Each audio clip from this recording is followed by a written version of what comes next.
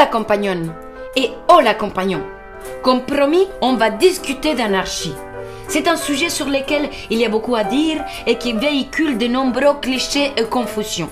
N'hésite pas à réagir à cette vidéo dans les commentaires, c'est toujours intéressant de te lire.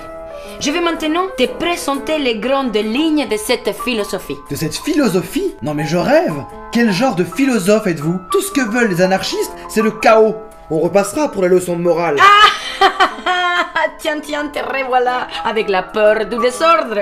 Mais qu'est-ce que tu appelles chaos exactement, hein? Eh bien, le chaos, je crois que c'est quand même évident pour tout le monde, c'est qu'en règne la loi du plus fort, que la violence est partout, que certains font n'importe quoi, imposent leurs règles arbitrairement à d'autres, et que des mafias s'accaparent les richesses en profitant de la confusion. Bref, c'est la pagaille.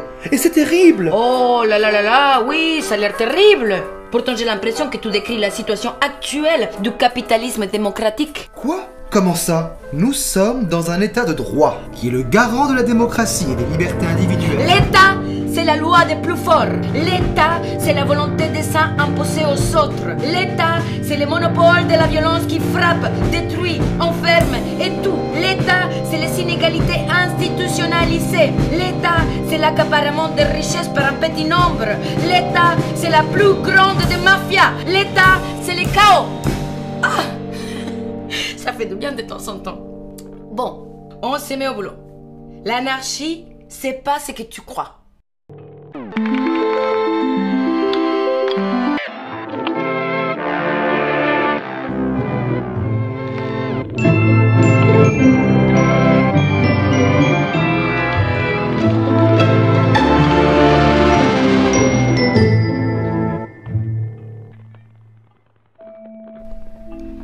Pour qu'on se comprenne, il faut d'abord qu'on définisse bien les choses.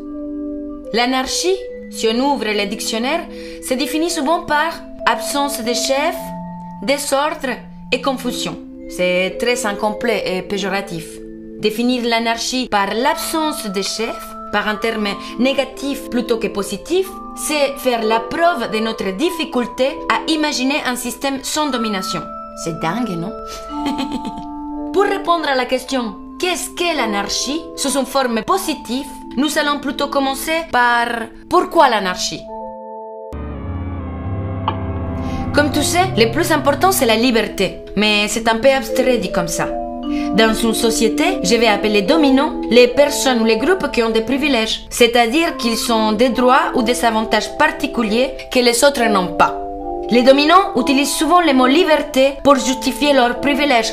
Parfois inconsciemment, parfois avec hypocrisie, c'est ce que nous allons voir. Par exemple, si je demande à une banquière, elle me dira « La liberté, c'est d'investir où bon me semble et d'en tirer profit. » Ah bon? Tiens. Est-ce que la liberté, c'est le droit d'acheter les temps des travailleurs et les posséder comme du bétail?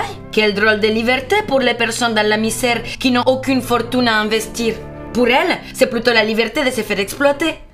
Si je demande à un flic, il me dira « La liberté, c'est d'aller et venir sur le territoire du moment qu'on n'est pas clandestin et qu'on ne trouble pas l'ordre public. » Ah bon? Tiens. Est-ce que la liberté, c'est d'empêcher les personnes de se déplacer sans passeport, sans l'accord d'un gouvernement, sans document tamponné dans un bureau? Quel drôle de liberté pour celles et ceux qui n'ont pas le droit de traverser une frontière là où passent les oiseaux et les souris. Pour ces gens, c'est plutôt la liberté de rester sur place. Si je demande à un bon père de famille, à un homme considéré comme normal, il me dira La liberté, c'est de pouvoir tous choisir le job qui nous convient le mieux. Ah bon? Est-ce que la liberté, c'est de laisser de côté les personnes à cause de leur genre, orientation sexuelle ou race? Quel drôle de liberté pour celles qui n'ont pas accès aux mêmes opportunités et mêmes salaires parce qu'elles sont femmes, LGBT, racisées ou handicapées. Pour ces personnes, c'est plutôt la liberté de se faire discriminer tous les jours de leur vie. Et si je demandais à un curé, il me dira La liberté, c'est un dialogue entre le libre arbitre et l'obéissance à Dieu. C'est accueillir dans la foi une volonté différente de la sienne. Ah bon? Est-ce que la liberté, c'est d'imposer des règles de vie absurdes, obscures et morbides? Quel drôle de liberté pour les personnes croyantes considérées coupables à cause du péché originel avant même leur naissance et qui doivent expier la faute d'un ancêtre imaginaire. Pour elles, c'est plutôt la liberté d'être esclave pour l'éternité. Si je demande à un parlementaire, Elle me dira... La liberté, c'est de pouvoir choisir ses représentants grâce à des élections. Ah bon? Est-ce que la liberté, c'est le droit de voter les lois à la place des concernés sans avoir de comptes à rendre? Quelle drôle de liberté pour les minorités politiques et la masse de s'exploiter, bernées par les élections. Pour elle, c'est plutôt la liberté de choisir un nouveau maître tous les 5 ans. Et si je demande à un magistrat, il me dira... Ma liberté s'arrête où commence celle d'autrui. Ah bon? Tiens. Est-ce que la liberté est une ressource en quantité limitée à laquelle on doit réguler l'accès? Quelle drôle de liberté d'obéissance pour les employés qui s'arrêtent là où commence la liberté d'enrichissement pour les patrons. Si l'un seul d'entre nous est esclave, alors nous sommes toutes et tous d'esclaves. Pour être libre, il faut d'abord que les autres soient libres ou bien ma liberté est une illusion. Ma liberté ne s'arrête pas mais commence avec la liberté d'autrui. La liberté ne se divise pas, elle se multiplie. Comme tu vois, tous ces dominants ont des définitions de la liberté, mais elles ne sont pas satisfaisantes. D'après toi, quelle liberté est possible quand une personne en domine une autre? C'est une arnaque. Il n'y a de liberté que s'il y a égalité. C'est indissociable. Si un dominant te dit... Nous avons chacun le droit d'acheter un château. Nous sommes tous les deux libres d'acheter un château. Ou pas. C'est la liberté. Tu vois bien qu'il essaie de te rouler dans la farine. Si cette personne a une fortune et peut acheter un château, mais que toi tu es pauvre et que tu ne peux pas, cette liberté reste une illusion. Pour que tu sois libre de réaliser quelque chose, il faut d'abord que cette chose soit possible à réaliser. La liberté réelle passe par l'égalité réelle, en moyen concret et pas seulement en droit abstrait. Si les dominants donnent à tout le monde les droits de faire quelque chose, mais que seulement lui il y a accès, ce n'est pas la liberté, mais une tentative de justifier ses privilèges. C'est injuste! En fait, vous êtes jalouse. Vous êtes jalouse en fait. Mais oui, c'est ça, vous êtes jalouse. Jalouse. Jalouse de moi.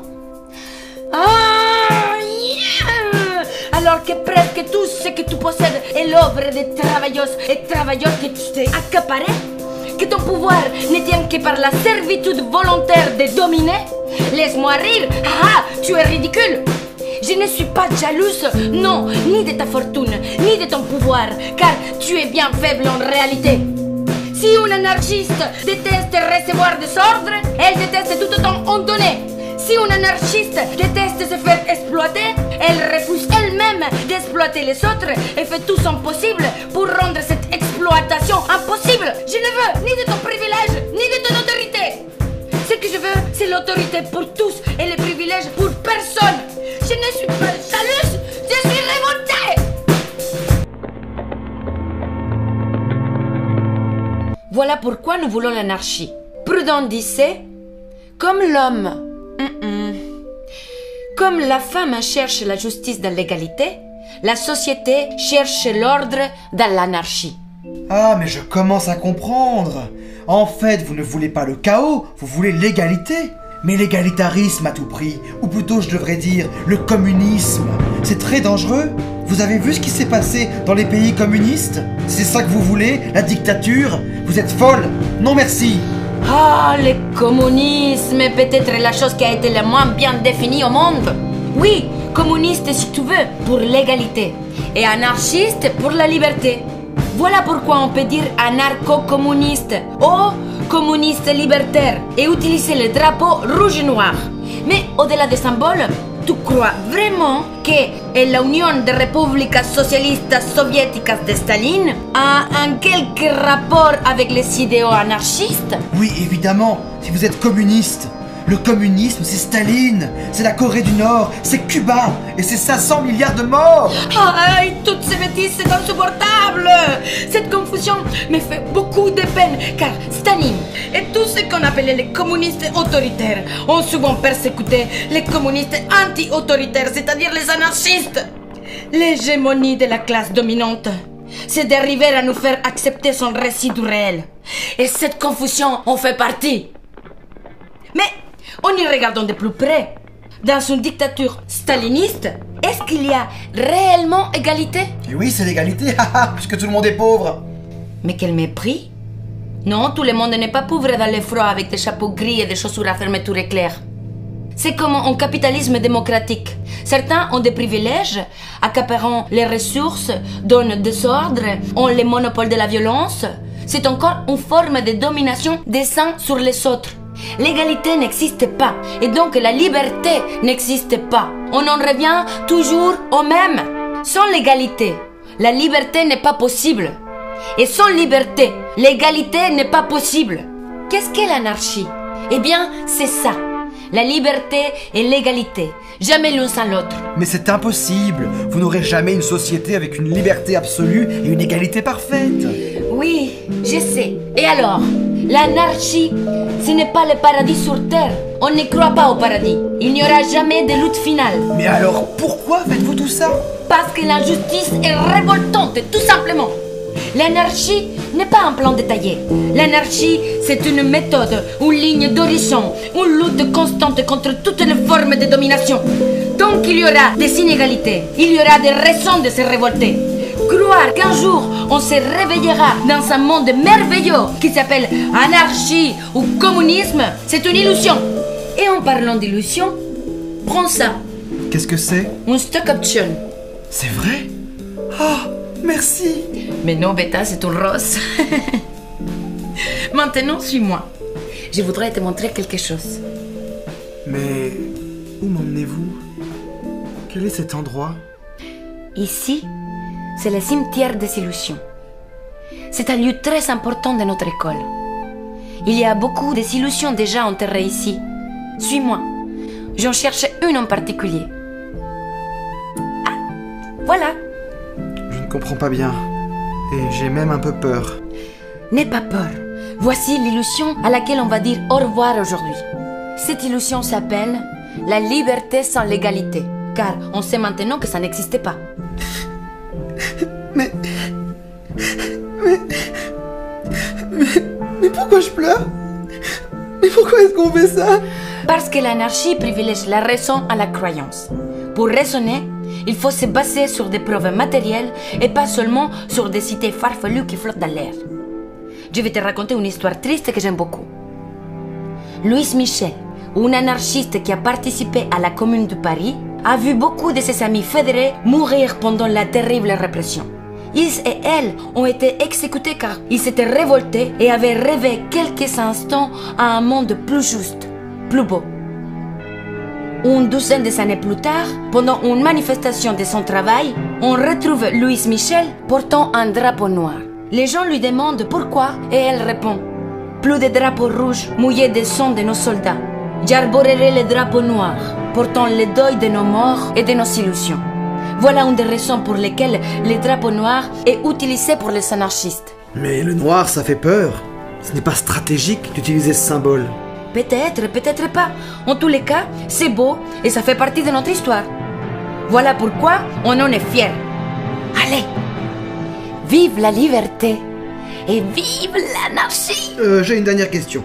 Quand vous dites que vous faites le deuil des illusions et des croyances, rassurez-moi, pas de toutes les croyances quand même. Sinon vous seriez athée, et les athées n'ont aucune morale. Oh là là là là là là là là. Oh, gros sujet. On en parlera dans les prochains épisodes. Merci d'avoir regardé jusqu'ici et n'oublie pas de t'abonner. Amor y révolution.